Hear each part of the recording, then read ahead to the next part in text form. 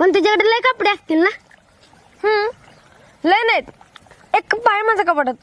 आईला आम्हाला कपाटच नाही. एका दिवळीत आईच्या 2 साड्या आणि माझी 2 कापड आहेत बघ, आणि एक शाळेचा ड्रेस आहे. माझ्याकडे शाळेचे 2 आहेत. आईला बरं आहे की, माझ्याकडे एक खाकी चड्डी आणि एक पांढरा शर्ट आहे, आणि त्यात बी बोचाव चड्डी फाटली. आई शिवते आदनं मधनं, नवी घे म्हणलं पण घेत नाही. एकदा दिवळीतनं कापड काढताना आईच्या साडीला आतनं भोगळं पडलेलं बघितलं. नेसताना बरोबर दडी होती ती, लोकांनी कधीच दिसलं नाही बघ. तेव्हापासून मला कधीच वाटलं नाही माझी चड्डी बोचाव फाटली. मोठा झालो ना, आईला पहिली एक साडी घेणार आहे बघ. तुला पप्पा नाहीत ना म्हणून.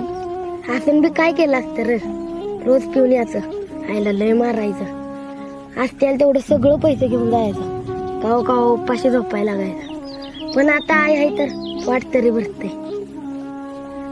तो होता तेव्हा आई रोज रडायची, पण आता अजिबात रडत नाही. माझ्या आईला रडवणार कुणीच नको आहे बघ, कारण मला कधीच रडू देत नाही. रडलो तरी माडी घेऊन घास भरवते बघ. माझ्या आईने मला शेवटचा घास भरवलेला आठवत नाही रे.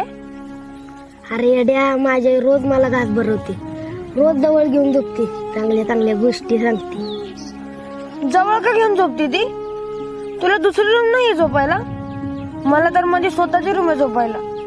अरे आमचं घरच एका रूमचं र, दुसरी खोली कुठं आणतोस? आय पशीच बरं वाटतं बघ झोपायला. तिला पण वाटत असेल का? तर नाही येड्या,